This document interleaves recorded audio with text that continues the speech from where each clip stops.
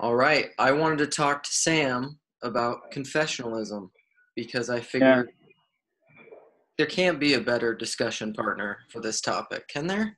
Than you? I thought you wanted to confess your sins to me. I'm just Well, kidding. well, we could do that too, but I mean, Yeah, we could do a back and forth confession. No, right. I think this is a topic that we sort of talked about a little bit in our conversation with Julian on the Joker, but Yep. then kind of moved on to other things. Right. And it's so then this morning on Discord, I think I just mentioned that you're the four-way between you and Joey and Hank and Paul this morning had reminded me of some of my uh, first talk with Paul, and so then I don't know. I mean, that might get put on the Discord at some point as an unlisted thing, but and I actually that's what I actually did. I actually re-listened to it this morning. My conversation with him. We were just talking about how Uh-huh. I re-listen. That's all I do is re-listen to my conversations, Sam. How long ago was that? So it was my first talk with him was in. I looked at that because I was curious too. Was September 2018. Wow. So that's just over a year ago. Yeah. How do you feel like? Did you get any sense that you've changed since then? Oh, I'm sure. I'm sure that I have. Um, changed in what way? Well, I don't know. Um, yeah, it is weird seeing snapshots of yourself in the past. Like even just listening to the conversation I recorded a couple days ago, like your brain sort of thinks of what you would say if you were part of the conversation, and then Yeah. when you're actually part of the conversation, part of it's like, oh man, that is exactly what I would have said. But then sometimes it's like, oh, Sam, you really should have said this. That would have Right. been more on point. It But is. It's really interesting. I was actually, and I don't know. I told Paul. I sent him a direct message. I don't know. Paul is one of those people. He has enough of his own status rocket now where I'm sure he's so just inundated with messages and things. I don't know how much of, I mm-hmm. mean, I don't send him a ton, but even when I send him things, excuse me, he's pretty good at, sending a quick email or saying he saw it or something like that. But I was telling him that he should do, it's to the point now where I think it should happen. Paul, he keeps doing different things. We had group talks. I said, now you need to Mm-hmm. do a commentary on your own video. So like on my conversation Yeah. with you of confessionalism, you should do a commentary on that now. Because he said, I don't know, it was interesting. There are things in these conversations that you miss. And this is something Paul talks about a lot, is that even in re-listening through like Jordan Peterson biblical series, as he's listened, because I don't know, Paul, what he said. He's probably listened to that first video of the biblical series. I mean, Paul's probably listened to it like 10 times, maybe. Yeah. Mm-hmm. And you get, and that's the thing about, with things that are deep, art, I mean, we talk about this with Joker, but also anything that's art, a conversation that's sufficiently deep, it has too much for your conscious mind to pick up on first Yeah. take, and so as you rewatch it you see other stuff. So And then it's also you've maybe learned more stuff since the first time, and yeah, things click better or trigger different thoughts. And that's weird. what you see and hear depends a lot upon where you're standing. It also depends upon the Yeah. kind of person you are. Yeah. You really will see completely different things, and that's just because that's how you only see what's salient, what pops to you for Yeah. whatever reason. And like I um just noticed that you seem to have a little bit more of a goatee than since the I'm last working time. on it. I also Uh-huh. haven't showered. I want to give, if this ever gets published, I want to give everyone all my different, this is what I look like completely. It's not that different. Pretty unkept. I'm not, I don't put a lot of effort into I don't even comb my hair usually. Mm-hmm. Um, so yeah, this is like my dad when I was growing up. He just had like these thick handlebar mustache. So I'm actually going to go see him for Christmas. And so I'm going to just be like, hey, look, I'm a little you. Yeah. Yeah. What's that song? Hey, my son is just like me. That Cat in the Cradle song. Yeah. So confessionalism. How would we define what confessionalism is? I would Yeah, say good start. it's something like a denomination that has as part of its requirement for membership and maybe even grades of membership and responsibility, the requirement to recite something and agree to it. And it's a little bit like a creed, but they're often kind of long. Like the Mm, Heidelberg Catechism is not super short. right. And that this was sort of like a Protestant kind of thing. Not that Catholics and Orthodox don't also have creeds and things Yeah. like that, but it was sort of, I don't know, turned up a notch.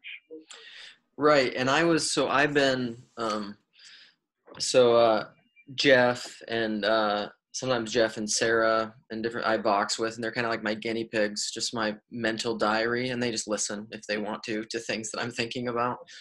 And I was trying to work this out because my mind's just been clicking after watching that video. That was very salient to me, the things you're talking about. And even like, this is almost why, in a way, I mean, not only do I just enjoy you personally, I think you're an interesting person, but I also think that you are, you're, you're like, I don't know, fortuitous, or it's like a serendipity that you have entered into this world and this because you are almost like, I was telling Jeff and Sarah that you are like an example of a pattern of something that I've been trying to articulate to Paul, that I feel like I have a hard time articulating the pattern, the bigger pattern, or you're like the example of the rule, or the manifestation, the embodiment of the spirit or the principle. And like, you're like a great example that gives me like almost just a foil to illustrate what I think is the problem with a certain type of confessionalism, which is what my whole first talk with Paul was about. Because that was so to clarify what confessionalism, before we get into that, is because Jeff was saying, maybe I'm misunderstanding what confessionalism is, but he said, isn't the Orthodox Church confessional? And I said, well, yes, in a sense, in a sense that like they confess the creed, and they would say, I confess, and we say the Nicene Creed every week. But this is the thing I keep trying to illustrate, but the way that the Orthodox perceive the world, and the way that they confess that and hold to that creed is different. It's fundamentally different than the way that Protestants do. And I think some Catholics too, they're kind of a mixture, I think, but the Orthodox confess to a creed not in like a mere literal historical kind of, they confess in a way that isn't flowing out of like the Enlightenment and empiricism and positivism, and like, we know these things historically. They're not confessing to that thing like an American apologist would. They're confessing to a thing in like a very, like how Peugeot would say, literal, when he had his view on, which we've talked about, maybe that wasn't the best word, but when he's trying to talk about literal, or even like when Christians want to argue like, is something historical or not, like the Orthodox would confess to a lot of historical things, but it's in a way that's symbolically, it's bigger, like Christ is the rock. They confess to that thing. Well, what does that mean, literally or historically? Yes. Yeah. Like it's Right. a deeper level of confession that isn't mere mental affirmation of propositions within a certain frame. Right. Maybe as a Vervaeke would say, it's more participatory than propositional. Or And equally sort of so like, somehow, yeah. doing kind of both of it at once instead of just sort of isolating it. Right. Because the Nicene Creed, it has some meat to it. It has some propositions, but it's nothing like, say, the Heidelberg, or what's the Westminster, or Yeah. something more out of the Reformed tradition. Right. And this is what I was trying to tell Jeff, and the way that those, because this is really what Paul and I's first talk was about. There's a way, though, that a certain, and this is the two, I almost said Paul has his gods number one and God number two. I have like confessionalism number one and confessionalism number two. There's a type of confessionalism that I would say is inherently backbiting and divisive, in kind of like a first, First Timothy 1, Paul talks about, like, don't get into debates about, hold fast to the doctrine that's been handed to you, but don't get into these endless debates about myths and genealogies and these things to which people wander off into fruitless discussions. Yeah. Infinite backbiting. There's a way that you can hold to truth confessionally, I would say, that will manifest over time in endless backbiting and division. And I would say inherently, like when you look at the last 500 years, that's Protestantism. Yeah. Yeah. And so, like, the reason why I feel like I'm some sort of, like, in artificial intelligence, there's this concept of like an antagonistic example where where AI has been designed to do something like a self-driving car or something, and you put, like, some weird shape in the road, and it completely blows its boundaries and it doesn't know what to do. Right. And so the key is finding those examples and then helping it overcome those so that it gets better and better. And the reason why I feel like I'm some sort of antagonistic example for this whole Protestant confessionalism thing, and this is very connected to what you, Julian, and I were talking about. We sort of talked about church as something like a family versus church as something where it's a boundary set with propositional boundaries. And it's sort of like, imagine that you can tell a Christian by the way they act if you get to know them well enough, right? There's a Turing test of Christianity. If you get to know someone well enough and see the way they live their life, you kind of get the sense of whether or not they're a Christian. Do they love? Do they love? How do they walk? What fruit does their life bear? And then there's the propositional way of knowing if someone's a Christian. And I like pass number one, but fail number two. Right. And most people don't think that should be possible. They think that this set of propositions. Well, it messes with their proposition of like, that doesn't work. Yeah. Right. You're like the, I don't know. I feel like there's some really pithy axiom or statement of like, you're not the straw that broke the camel's back, but you're like what would it be, like not the grist in the mill, what is it, you're like the bug in the program or something. As long as I'm not the fly in the perfume. Right. No, you're not spoiling it. You're like the thing that brings about, you're like in a sense, I almost view you as just like a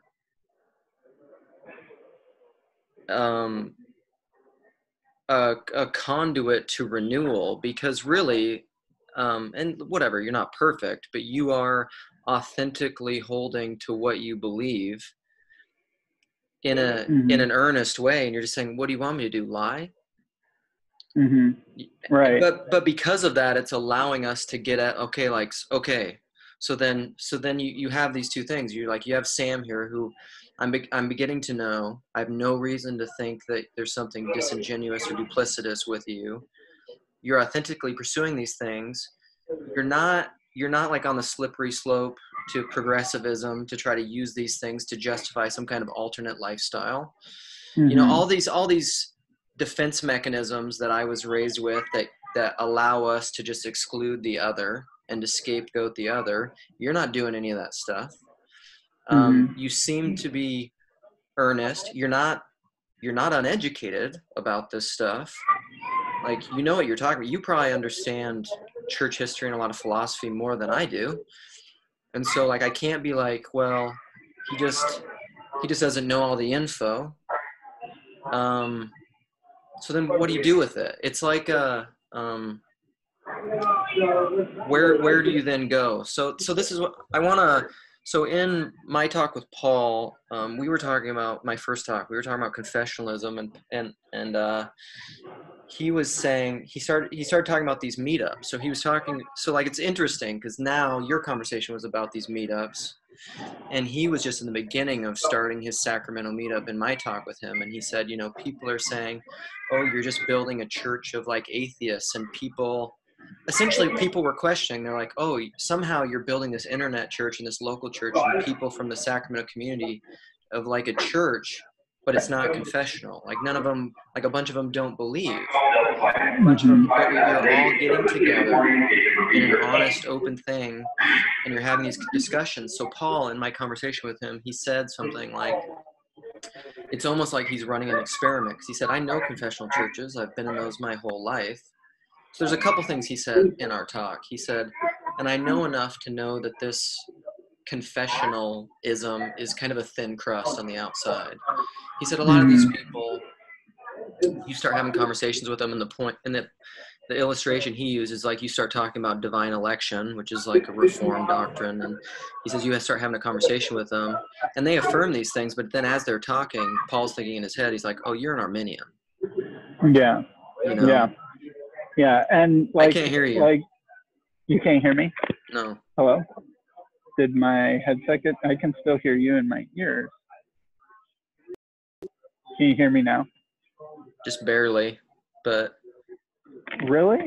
That's so weird. What in the world? Is it like auto throttling the background noise for me? Still nothing. Nothing? What in the world? What in the world? Here, do you want to pause for a second? I'll leave and come back. You're holding up 2 fingers. I can see part of your hand. Huh?